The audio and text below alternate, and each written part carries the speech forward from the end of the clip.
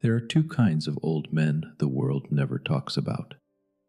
The first is the man who stayed, who absorbed the arguments, swallowed the loneliness inside his own home, worked a job that drained him, came back to a table that wasn't always warm, and chose every single morning to remain.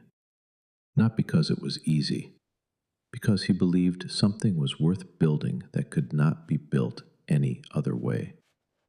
The second is the man who left, who looked at the life he'd constructed and realized that the house was standing, but the man inside it was dying, who made the most painful decision of his life, not out of weakness, not out of selfishness, but because staying would have buried him before his body ever stopped breathing. The world praises neither of these men. It should praise both, because what most people will never understand is that both paths, staying and leaving, require the same thing: courage. And the psychology behind what each decision actually costs is something every man alive needs to hear. A 2025 study in the Journal of Marital and Family Therapy interviewed 180 people from 24 countries who had been married over 40 years. It asked them what nearly destroyed their marriage and what kept it alive. The threats were devastating: death of a child, infidelity, chronic mental illness, years of forced separation. These were not comfortable marriages. These were endurance tests disguised as relationships. And the researchers found that the primary mechanism that held these couples together was not romance. It was sacrifice.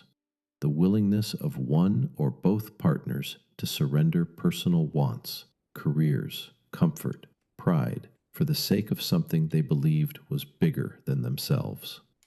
One Australian man, married 40 years, said it simply: "We are both very stubborn, and we are not quitters."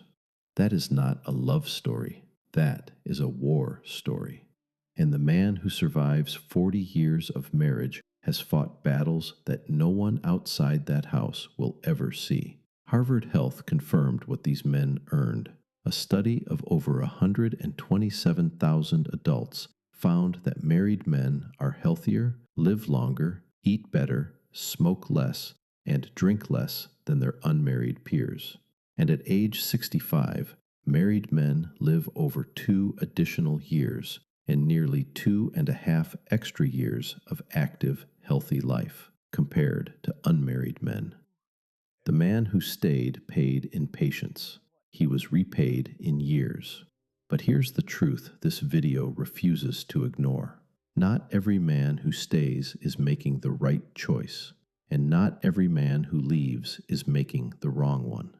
There is a man who stayed too long, and the cost of that loyalty was not strength, it was erosion.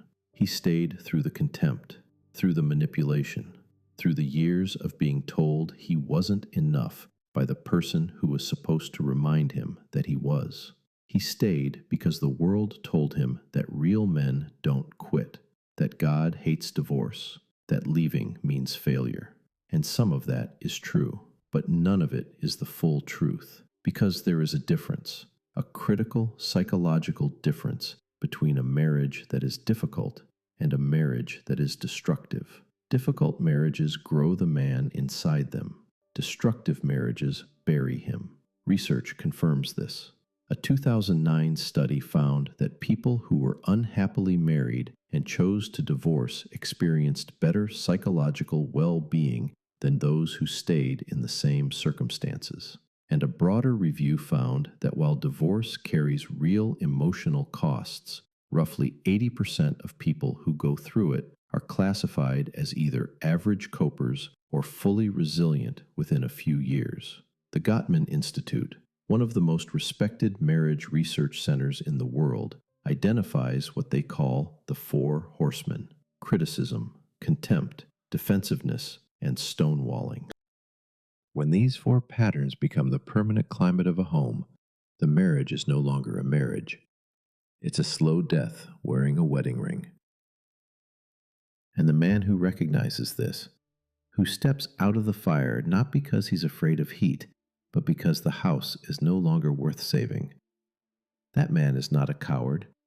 He is a surgeon. He is cutting away what is killing him so that what remains can heal. Solomon understood this. Ecclesiastes 3 says, "There is a time to embrace and a time to refrain from embracing, a time to search and a time to give up." Knowing which time you're in, that is wisdom. And wisdom, not endurance for its own sake, is what makes a man. Here is what the world gets wrong about both of these men. It assumes the man who stayed was passive. He was not. Staying in a marriage that tests you every year for 4 decades is one of the most active, aggressive, intentional decisions a human being can make. It requires the daily murder of ego, the daily resurrection of patience.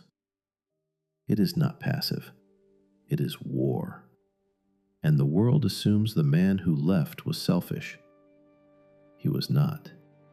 Leaving a life you built with your own hands, knowing what it will cost your children, your reputation, your finances, your faith, is one of the most terrifying acts of honesty a man can commit.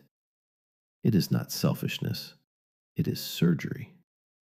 Viktor Frankl survived 4 concentration camps and spent his life studying one question: what gives life meaning? His answer was not, stay in every situation, no matter what. His answer was, find the meaning in whatever situation you're in, and when there is no meaning left to find, have the courage to seek it elsewhere.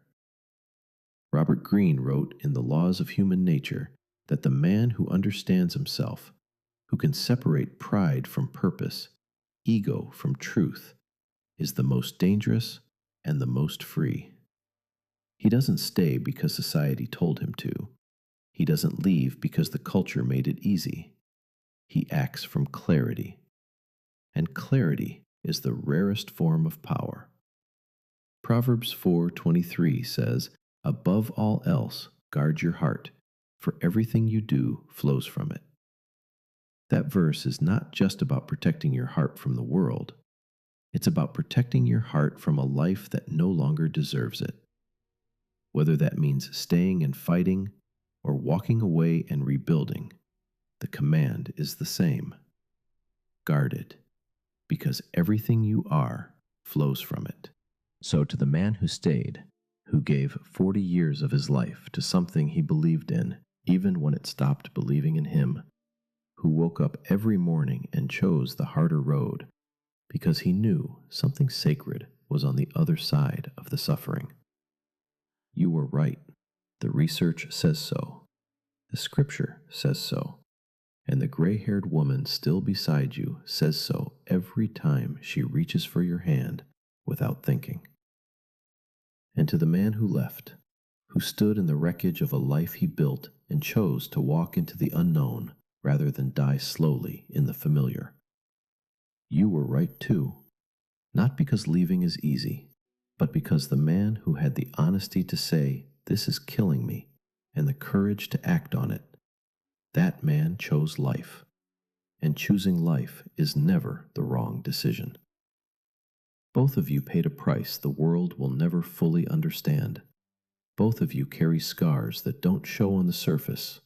And both of you, whether you know it or not, are teaching the next generation of men how to navigate the hardest decision they will ever face.